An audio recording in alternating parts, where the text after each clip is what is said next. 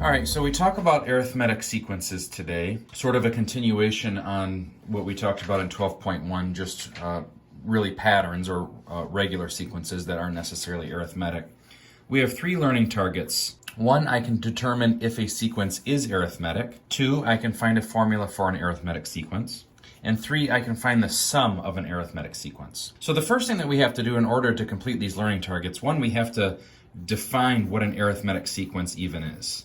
And I will define it simply like this, and you're not going to find this in the book. This is really just my own simplified definition. And that is just adding or subtracting something repeatedly. So if I add 6, add 6, add 6, add 6 over and over and over again, that would be an arithmetic sequence. If I subtract 12, subtract 12, subtract 12 over and over and over again, that would be an arithmetic sequence. We have to be able to define something called the common difference. What is the common difference between consecutive terms? We're going to call that number lowercase d. If d is greater than 0, then the sequence would be increasing. And if d is less than 0, then the sequence would be decreasing. So let's do learning target number 1, and we're going to determine whether or not something is arithmetic. We have something simply like 2, 5, 8, 11, 14. And these sequences go on forever. I look at the change between all these. This is 3 between each one. So the answer here would be yes, and the common difference would be positive 3. I could have something like 7, 4, 1, negative 2, negative 5. Well, the common difference between all these, this is down 3, down 3, down 3. So the answer here is going to be yes, and my common difference is going to be negative 3. I could have something like 1, 2, 4, 8, 16, 32, something that we may have seen in 12.1, where this is a pattern. But the pattern is multiplying by 2, multiplied by 2, multiplied by 2, multiplied by 2 over and over again. But remember, the definition of arithmetic is that it has to be adding or subtracting something repeatedly, so the answer here is going to be no.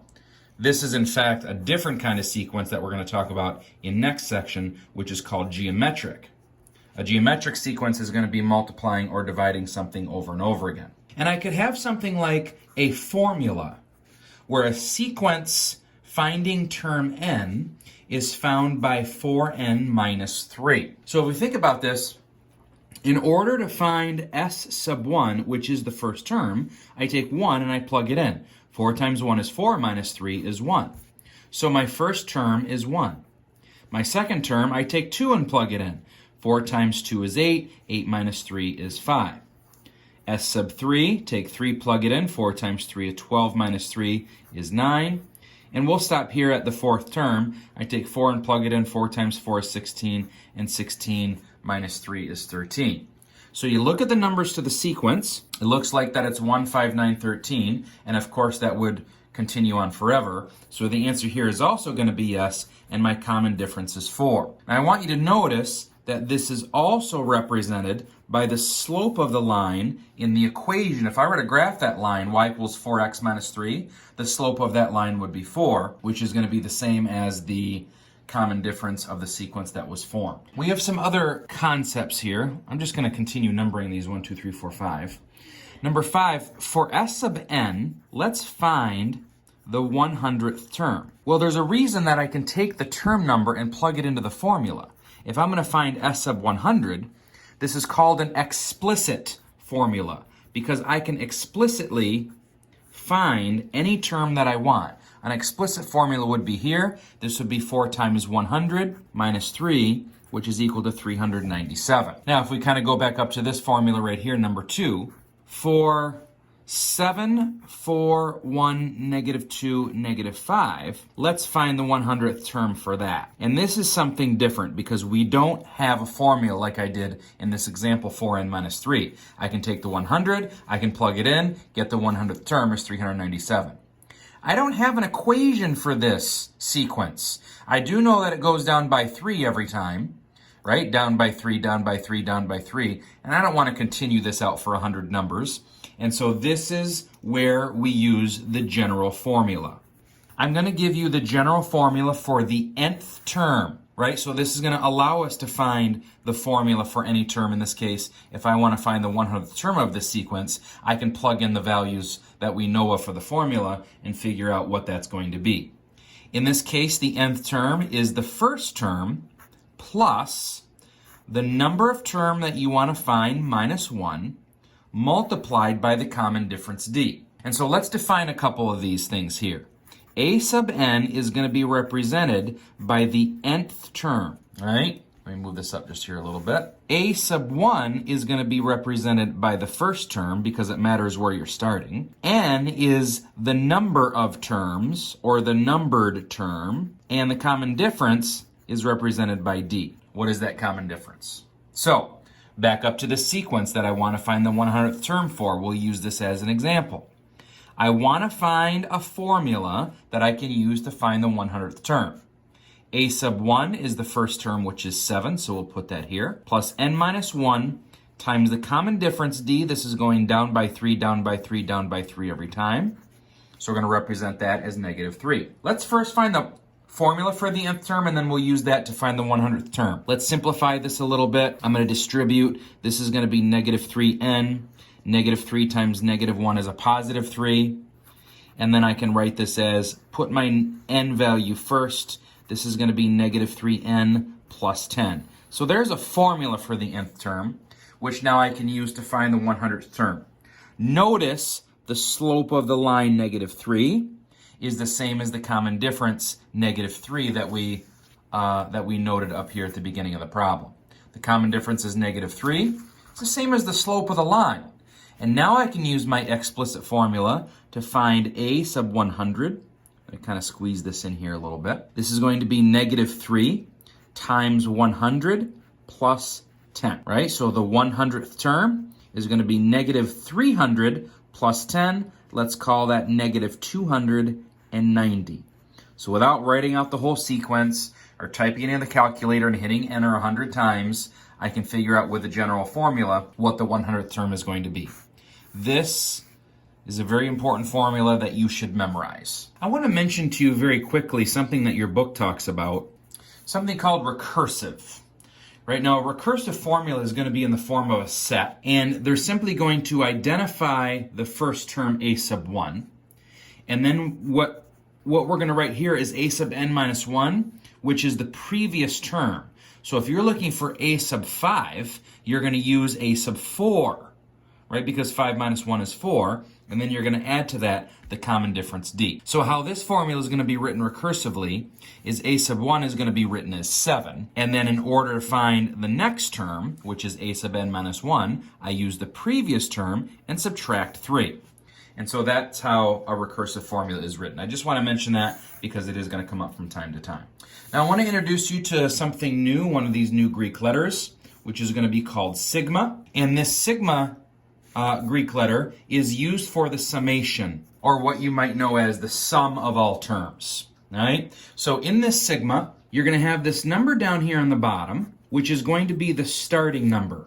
This is where we're going to begin our sequence. It most often will be 1, but we could start it at 2 or 5 or 10 or whatever. And then we have this number up here, n, which is going to be the ending number. And then out in the front is going to be your formula. Sometimes it'll be n or n plus 1 or 2n or 3n minus 5 or whatever that's going to be. Kind of think about where this originated. There was a guy named Carl Gauss who got in trouble in his math class, who was asked by his teacher to go in the corner and add up all the numbers from 1 to 100. Thinking that would keep him busy for a while, he went to the corner for just a couple minutes and came back with the answer. And it turns out that he added up all the numbers 1 to 100. He just wrote them underneath backwards,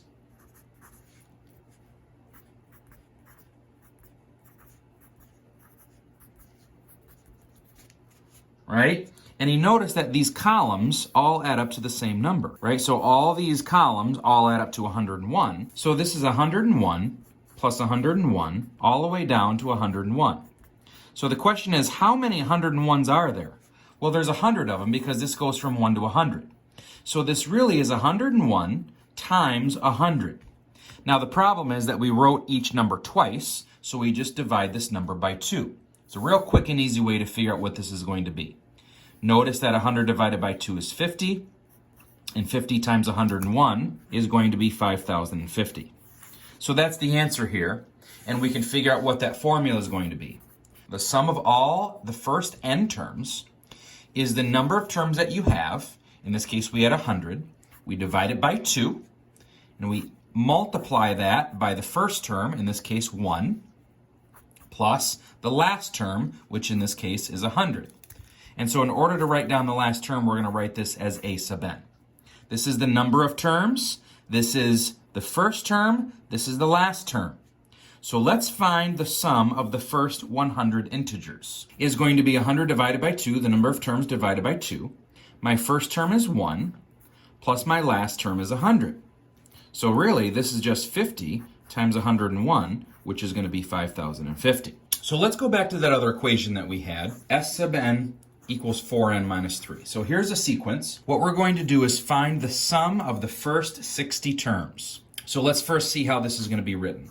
S sub 60 is going to be written using a sigma. My formula is here, 4n minus 3. So I'm going to put that here. My k value is my starting point, which is 1. And I'm going to end this at 60, right? So really what this is going to be is if I take 1 and plug it in, it's 4 times 1 minus 3, which is 1. Plus, take 2 and plug it in. 4 times 2 is 8 minus 3, which is 5. Plus, take 3 and plug it in. 4 times 3 is 12 minus 3, which is 9. Plus, and we're going to take that all the way to 60. Now, there's no way that you would ever want to write these out. I take 60 and plug it in. That's 4 times 60, which is 240, minus 3 is 237. So we want to find the sum of all of these numbers. Well, we have a formula to use, which is going to be very simple. The sum of the first n terms is the number of terms divided by 2 times the quantity of the first term plus the last term. So the sum of the first 60 terms is 60 divided by 2 times the quantity of the first term plus the last term. So this is really going to be 30 times 238. Then I can use the calculator for is going to be 30 times 238 is 7,140. You see that the formula is much easier to use than writing all the numbers out and using the calculator. So let's try this again. I want to find the sum of 31 plus 34 plus 37 plus 40 plus all the way up to 115. So this is good. Let's find the sigma. Let's start this value at 1. Problem is that I don't know how many terms this is going. How many numbers are in this sequence? Well, we don't know that for sure. So we have to use our force formula that we have in order to write the explicit sequence, and then we can use that to find out how many terms there are. Well, I know the nth term is 115. I just don't know what n is. So let's plug 115 in here. My first term is 31, so we can plug that in here. N is the number of the 115th term, which we are going to solve for. And the common difference is up 3, up 3, up 3, up 3. So we'll call that 3. So now if we just solve for n, we know what term number 115 is. So let's call this 115 equals 31 plus distribute 3n minus 3. Let's call this 3n, 31 minus 3 is 28. Minus 28 from both sides. 115 minus 28 is equal to 87. And then if I divide both sides by 3 like this, n is equal to 29. So that means that 115 is my 29th term. That's going to be very helpful for us, where a sub 29 is equal to 115. So I can take my formula from 1 all the way up to 29 using the formula a sub n equals a sub 1, which is 31, plus n minus 1 times 3. Well, we already figured this out. This is going to be 3n plus 28, so I can use that here as 3n plus 28. So we had to do a little bit of extra work in order to figure out how many terms there are in my sequence. So let's wrap this problem up. Let's find the sum of the first 29 terms, which is going to be written as n goes from 1 to 29, of the formula 3n plus 28, which is equal to the number of terms, 29, divided by 2, times the quantity of the first term, 31, plus the last term, 115. So 29 divided by 2, I know is 14.5, and 31 plus 15 is 146. And so I can use my calculator to figure this out. This is going to be 14.5 times 146, which is 2,117. And so that's the sum of the first 29 terms. I hope this has been helpful. If you have any questions, you can email me or contact me with any questions or problems that you have.